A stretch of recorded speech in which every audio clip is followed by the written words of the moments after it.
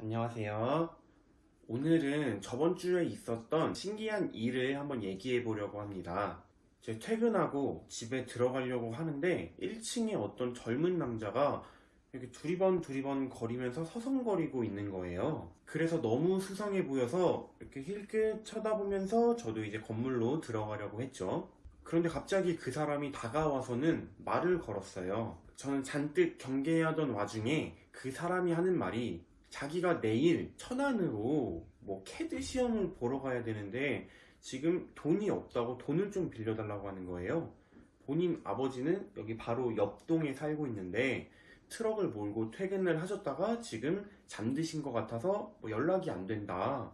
그래서 돈을 좀 빌려달라고 하대요. 그러면서 본인이 여기 천안에서 잘 옷들 막 다 챙겨왔다고 하면서 옷이랑 속옷이랑 이렇게 보여주면서 정말 수상해 보이죠. 근데 그분 나이가 좀 젊어 보이기도 했고 뭐 인상이 막 악해 보이지는 않아서 제가 한번 물어봤어요. 얼마가 필요하냐? 뭐 계좌이체로 빌려드리면 되냐? 했더니 3만 원이 필요하고 계좌이체는 안 된다고 하더라고요.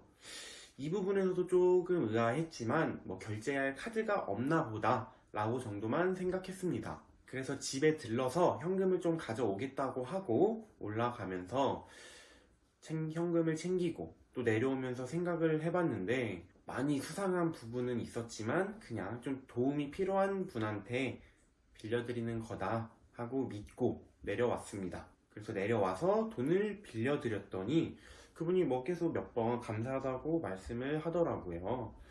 그러면서 웬걸 갑자기 본인을 터미널까지 좀 태워달라는 거예요.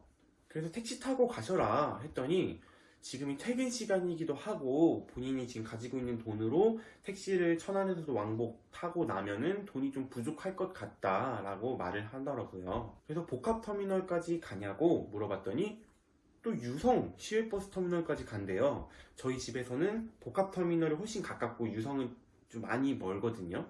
그래서 그래도 유성구까지는 지하철 탈 수 있으니까 지하철 타고 가라고 했더니 시간이 또 촉박할 것 같대요. 근데 정말 이 수상하고 수상한 이 청년을 저는 또 차에 태워서 데려다 줬습니다. 그냥 얼굴이 조금 학생 같아 보이기도 했고 뭐 인상이 그냥 제가 판단하기에는 위험해 보이지 않아서 그랬던 것 같아요. 좀 더 나이가 지긋하신 아저씨 분이나 뭐 좀 인상이 위험해 보이셨다면 제가 이렇게까지는 못했을 것 같습니다. 하여튼 태워서 터미널까지 갔습니다. 그때가 퇴근 시간이라서 좀 차가 막혀서 30분 정도 걸렸던 것 같아요.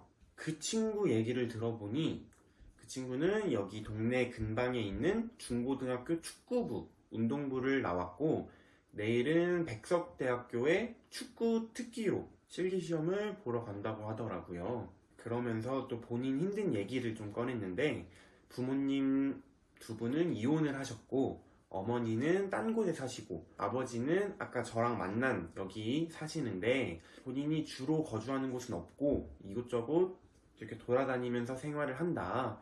그리고 또 할머니가 편찮으셔서 입원하신 병원이 있는데 거기서 용돈을 타러 가서 또 잠을 자기도 한다 라고 말을 하더라고요.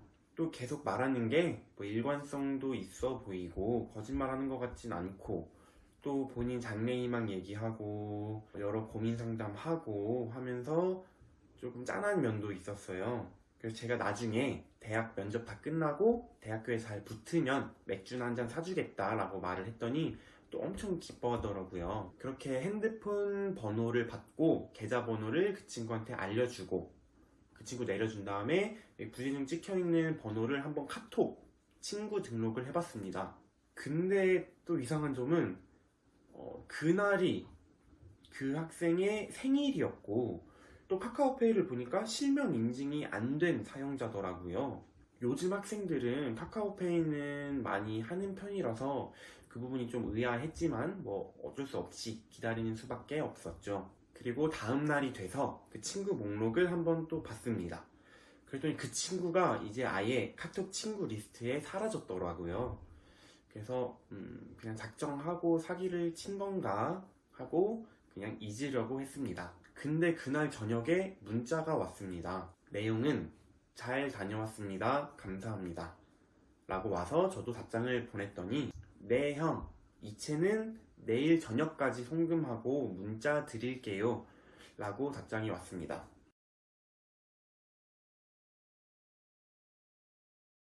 근데 결국 일주일이 지난 오늘까지 입금은 없었네요. 저는 이 학생이 아예 처음부터 사기를 치겠다고 생각하고 접근해서 3만 원을 빌렸다고 생각하지는 않습니다. 그냥 이 학생에게도 힘든 사연이 있을 거고 또 상황이 여의치 못해서 송금을 못했을 거라고 믿고 있어요. 그래서 그냥 제가 진심으로 이 학생을 도와주려고 했던 마음이 그 학생에게도 닿았다면은 이 학생이 두고두고 감사함을 느꼈으면 좋겠지만 이렇게 감사함을 느끼면서 성장할 수 있는 계기가 되겠죠. 여러분도 자신이 심적 여유가 되는 상황에서는 만약에 타인이 도움을 필요로 하면은 부담이 되지 않는 선에서 도움을 줄 수 있는 사람이 되었으면 좋겠어요. 물론 저도 많이 부족해서 그런 부분에서 많이 노력하고는 있지만 이러한 행동들이 모인다면 세상이 조금 더 선하고 또 행복할 수 있는 세상이 될 거라고 믿습니다. 다 같이 좋은 사람이 되도록 노력합시다.